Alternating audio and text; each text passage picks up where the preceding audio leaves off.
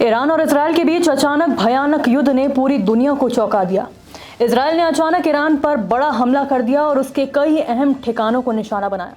हालांकि ईरान भी चुप नहीं बैठा, उसने तुरंत जवाबी कार्रवाई करते हुए अपनी ताकतवर मिसाइलों से इजरायल के कई मुख्य ठिकानों पर हमला किया।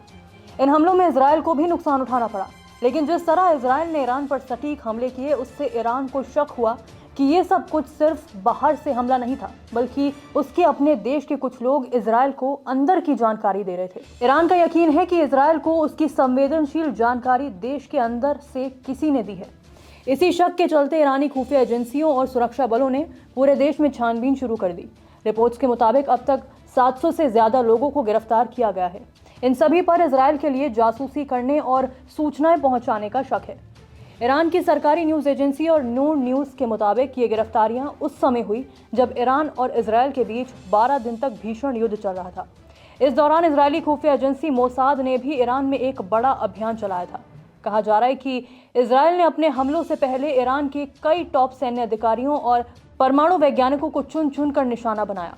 इस युद्ध के खत्म होने के ठीक एक दिन बाद ईरान ने ऐलान किया कि उसने देश के खिलाफ जासूसी करने के आरोप में 3 लोगों को फांसी दे दी है। इन तीनों के नाम थे इदरीस अली, आजाद शोजाई और रसूल अहमद रसूल। इन्हें तुर्की बॉर्डर के पास स्थित उर्मिया शहर में फांसी दी गई। कुछ दिन पहले ही ईरान ने कथित तौर पर इजरायल की खुफिया एजेंसी मोसाद से जुड़े कुछ एजेंटों को भी फांसी पर चढ़ाया था। इस युद्ध में सिर्फ इजरायल ही नहीं, बल्कि अमेरिका भी ईरान पर हमला करने में शामिल था। अमेरिका ने ईरान के 3 बड़े न्यूक्लियर ठिकानों पर सीधा हमला किया, जिसमें नतांज, फोर्डो और इस्फहान जैसे महत्वपूर्ण परमाणु केंद्र शामिल थे।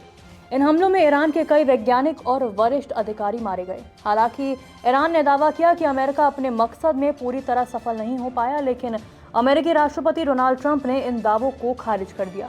उन्होंने सोशल मीडिया पर लिखा कि ये फर्जी खबरें हैं और सच ये है कि अमेरिका और इजरायल ने मिलकर ईरान के परमाणु कार्यक्रम को पूरी तरह खत्म कर दिया। फिलहाल ईरान अब भी देश के अंदर चल रहे जासूसी नेटवर्क की जांच कर रहा है। माना जा रहा है कि अभी और लोग इस साजिश में शामिल हो सकते हैं। ईरानी सुरक्षा एजेंसियां लगातार उन लोगों को खोज रही हैं जो इजरायल या अमेरिका के लिए जासूसी कर रहे हैं। सरकार का कहना है कि देश से गद्दारी करने वालों को किसी भी हाल में बख्शा नहीं जाएगा।